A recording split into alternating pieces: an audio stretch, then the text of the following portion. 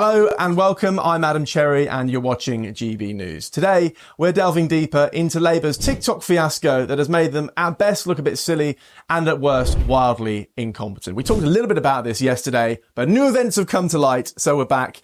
Let's just recap where we are. So on Sunday the 5th of January, a 34-second video appeared on Labour's TikTok account.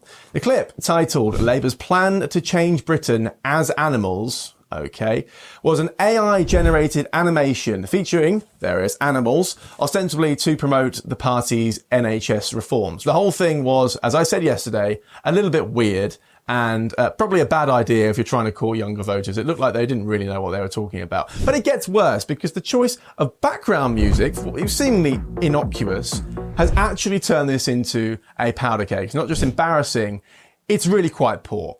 The soundtrack was a Portuguese language song. Now, I don't speak Portuguese, so I didn't notice this yesterday, hence we're back. The lyrics were so explicit and inappropriate that I cannot believe the Labour Party got away with this or didn't not notice this in the first place. How this passed the quality control is beyond me. What do they say? Well, we can't actually play you the song itself, but what I'm going to do is read you some of the lyrics to give you an idea of what the Labour Party thought, or at least seemingly okay with sign off on for 14 to 16-year-old people. After all, that was the entire point of this video. So the lyrics, I will warn you, contain graphic descriptions of sexual acts, and it's just pretty grisly stuff, and we'll come to why, given what's in the news at the moment, this is not a great idea. So, here we are. These are the lyrics which appeared on the Labour Party's actual TikTok yesterday. The video's been deleted, but nonetheless, GB News brings you the scoop. So here we go. It's all about the weed. Go on, naughty girl. Relaunching. Go for the dick. Perfect combination is sex, beer, and weed. Okay, right. I'm sure 14-year-olds are on board with that bit. Here's where it gets very dicey, to say the least. The young girl got addicted. She's enjoying the breeze. Song also contains references to giving drugs to young women. I've got the lyrics here. Before engaging in sexual activities with them, not only inappropriate, but potentially criminal in nature. Not to mention, look at what's in the headlines this week.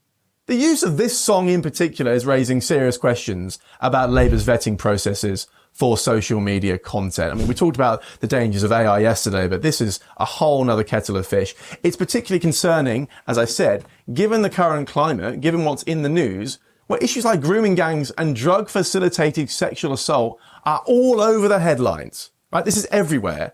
And we have a video here aimed at 14 to 16-year-olds with lyrics like, get on that dick and drink weed and give drugs to women. It's actually quite astounding. Now, there are questions over, was this a smoke screen? People donning their tinfoil hats over this. Is it a dead cat strategy to distract from other failures? I don't think so. I think really this is more cock-up than conspiracy. To be honest, I don't think they have the capability to do something like that. This is more just total incompetence. But the incident does highlight the potential pitfalls of using AI-generated content. Again, we talked about this yesterday, but now I think this is slightly buttressing the point, and points towards trends in social media formats not being given proper oversight. Where was the adult in the room here? While the Labour Party initially claimed that the music was selected by AI, so they sort of washed their hands of it and said nothing to do with me, Gov, they later retracted the statement and apologised for the inappropriate content. Now, the controversy surrounding this song choice, has already, as you would expect, led to significant backlash against the Labour Party. Critics are arguing that it demonstrates poor judgment and a lack of sensitivity to seemingly obvious social issues. Just today, Conservative MP Alicia Kearns, for example, condemned the video, stating it promoted gross and vulgar politics. Now, in response to the outcry, Labour has obviously since deleted the video and issued an apology, acknowledging that the lyrics were completely inappropriate. Well, you don't say.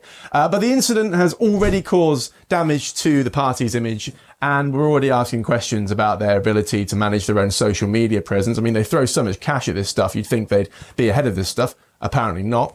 And as the news of the video spread yesterday after we released, or at least after we recorded yesterday's content, the backlash has been swift and severe. Conservative Party, of course, seizing on the golden opportunity, accusing Labour of promoting drug use and the sexual exploitation of women. And I will say, I think, again, it's cock-up rather than conspiracy. I think these people just threw out the video without necessarily thinking. I mean, you have to think that. That's the most charitable explanation. Can you imagine actually reading these lyrics in English and going, you know what, this will be perfect for the 14-year-olds. Let's get this out there. By the way, whilst I'm on this topic, what happens to votes for 16? Is this the new tactic instead? This is how we'll get people on board. We'll have AI videos of dogs walking around Parliament dressed as police officers and then talk about sex, drugs and rock and roll. Anyway, social media obviously erupted with criticism, many questioning how such content could have been approved for an official government party account. Yes, that's what I've been saying all day long here. I don't know how on earth this managed to get through. Initially, Labour's response was defensive, party spokesman claiming that the video had been created by an external agency and the background music, as I said, had been selected by AI, so they were unaware of the lyrics. You would hope so. And the video, as I said, has been removed as soon as they were alerted to the controversy. However, it's still escalating, and Labour are forced into that U-turn. As I said, they've released that statement, and you now can't find it unless you watch these videos and we tell you exactly what's going on. Deeply serious issue, and it's something that the Labour Party's TikTok account has run into some problems with in the last 24 hours. Yesterday, you asked the Home Secretary, Yvette Cooper, why the Labour Party put out a video that had lyrics, in your words, encouraging men to get young girls on drugs so they can have sex with them, celebrating punching girls in their vaginas. Those were the lyrics to a song put out on the official Labour Party TikTok account. This is what happens, unfortunately, when politicians decide that they're going to jump on bandwagons and try to look cool on platforms that are essentially being weaponised against them. The Labour Party thought they were being really cool and hip and young by putting out some ridiculous video of animals talking about how we'll all be safer with them in power. But the music they chose, no one had checked what the lyrics were. And the lyrics, as you said, were exactly those. So, look, mistakes can be made. They have apologised. But I just think it's embarrassing. As politicians, our job is to elevate the public debate, not to drag it or to copy pathetic trends on TikTok. Well, there you go. So, moral of the story, if you're going to release a video which contains a song in a foreign language, make sure you know what the lyrics actually are. You know, if you're trying to convince the 14 to 16-year-olds to vote for you, I wouldn't necessarily go down the route of including a song which talks about beating up young girls and drugging them. Anyway, this is Adam Cherry for GB News, reminding you that in our fast-paced digital world, it's more important than ever to stay informed, think critically, and hold our leaders accountable. Don't forget to subscribe to our YouTube channel for more originals content, and of course, head over to my previous video for the background scoop on the TikTok we discussed today.